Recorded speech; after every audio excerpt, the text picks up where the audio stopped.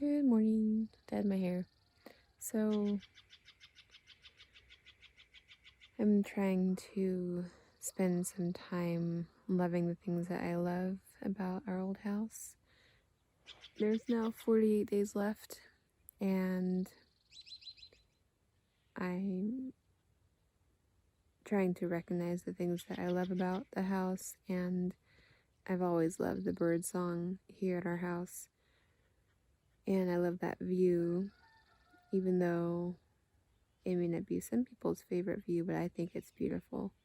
I love those rolling hills right there. So I made sure to spend some time out here appreciating it this morning, and I'm going to start a little list of things that I hope are there. So I hope that in the morning there's birdsong. All right, day 47.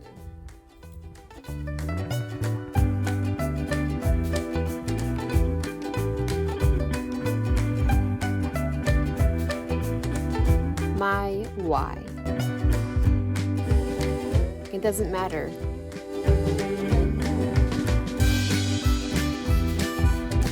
Let's talk origins. The origin of my comfort with clutter comes from a good place. In the minimal research I've done on the psychology of clutter, the act of hoarding or cluttering is often related to some great trauma that the person went through. Alright, I need to make up for 3 days, actually I think 4 days.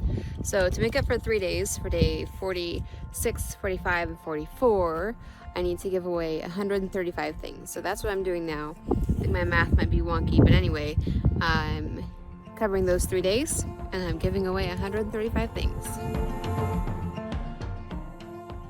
And they accumulate items because they assign love or connection to the items rather than to people who they've decided they can't trust.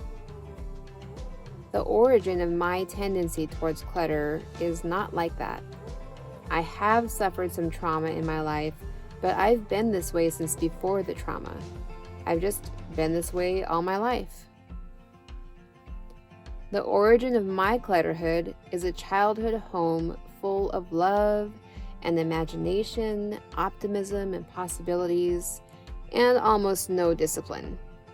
I wasn't made to clean my room. I had no consequences if I didn't.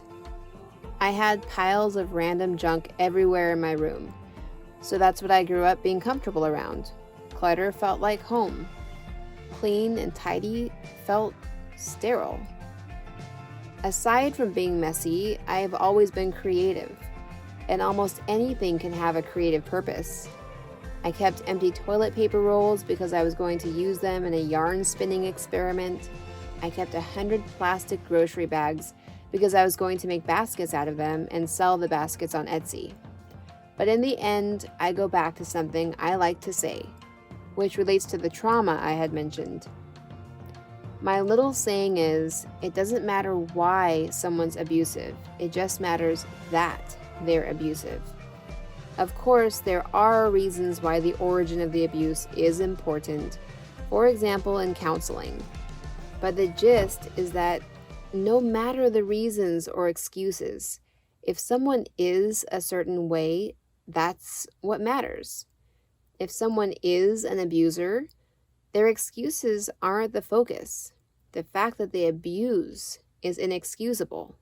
So therefore, to put it simply, the why doesn't matter.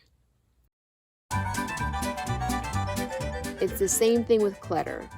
It doesn't matter why I've been a clutter freak, or if my why matches the next clutter freak's why. It doesn't matter why I'm a clutter freak. It only matters that I'm a clutter freak. I'm counting this as 10 because it's full of beads.